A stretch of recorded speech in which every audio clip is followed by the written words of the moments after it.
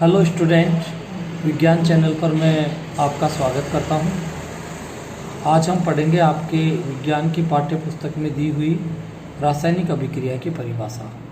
वैसे तो रासायनिक अभिक्रिया की बहुत सारी परिभाषाएं दी गई हैं, परंतु हमें हमारी पाठ्य पुस्तक में जो परिभाषा दी गई है उसी को परीक्षा में लिखना होता है। उसी को लिख करके हम अधिकतम नंबर प्राप्त कर सकते हैं, क्योंकि हमारे जो पाठ्य पुस्तक का सिलेबस है और जो पाठ्य पुस्तक में लिखा गया है उसी को लिख करके हम अधिकतम नंबर प्राप्त कर सकते हैं। तो मैं आपको रासायनिक अभिक्रिया की परिभाषा जो आपके पाठ्य पुस्तक में दी गई है उसको बहुत ही अच्छे तरीके से समझाने का प्रयास करूँगा। तो आप इसको ध्यान से सुनिए और समझने का प्रयास कीजिए।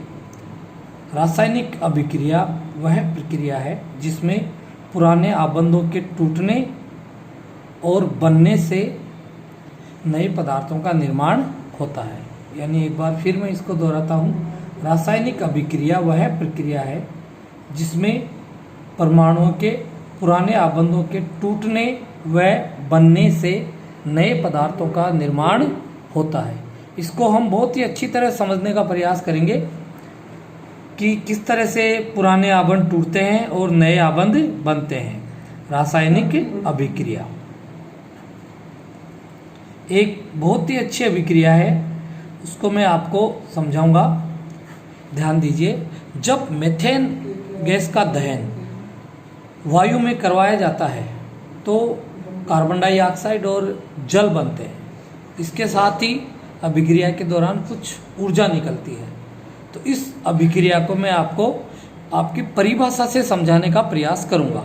जैसे यहाँ जब अभिक्रिया प्रारंभ होती है तो जल के दो अणु अंत में बनते हैं। तो ये जल के दो अणु कहाँ से आते हैं और कार्बन डाइऑक्साइड का जो अणु है वो कहाँ से आता है। हम देखेंगे कि जब अभिक्रिया हम प्रारंभ करेंगे तो हम लेते हैं ऑक्सीजन के दो अणु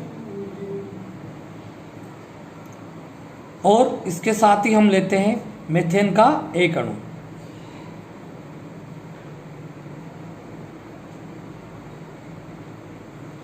ये ऑक्सीजन का दूसरा अणु है। यह हम देख सकते हैं ऑक्सीजन और ऑक्सीजन के मध्य ये जो बंध है ये द्विबंध है, यानी दो बंध बने हुए हैं। इसी तरह कार्बन के परमाणु ने हाइड्रोजन के चारों परमाणुओं से एक एक बंध बना रखे हैं। इसी तरह से ये ऑक्सीजन का दूसरा अणु है जिसमें ऑक्सीजन परमाणु का दूसरे ऑक्सीजन परमाणु से द्विबंध बना हुआ है। जब मीथेन का दहन कराया जाता है तो इस तरह की प्रतिक्रिया होती है कि ये सारे ही बंध टूट जाते हैं। ये सारे बंध टूट जाते हैं।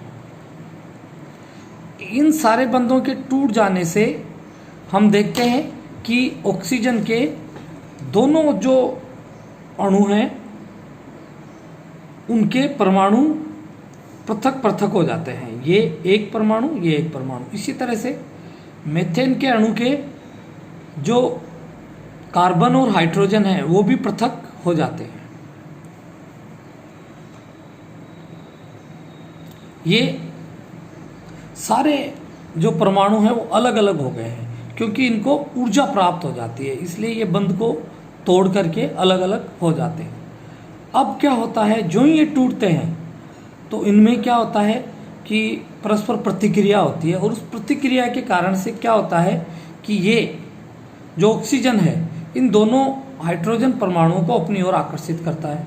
ये जो दूसरा ऑक्सीजन का परमाणु है इन दोनों हाइड्रोजनों को अपनी ओर आकर्षित करता है। ये जो कार्बन है ये दोनों ऑक्सीजन के परमाणुओं के द्वारा आकर्षित किया जाता है।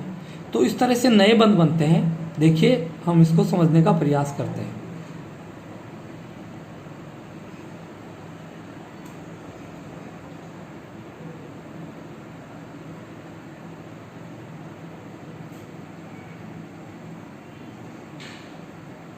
ये दोनों जो हाइड्रोजन के परमाणु हैं इस ऑक्सीजन से आकर्षित हो जाते हैं।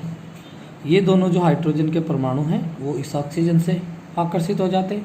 ये जो कार्बन है ये ऑक्सीजन से इस तरफ से आकर्षित किया जाता है और ये नए बंध बन जाते हैं। इन नए बंधों के बनने से जब अभिक्रिया पूरी होती है तो नए पदार्थ बनते हैं। अब नए पदार्थों में पहला हमने देखा कि एक ये जल का अणु है, दूसरा हमने देखा कि एक जो है वो कार्बन डाइऑक्साइड का अणु है,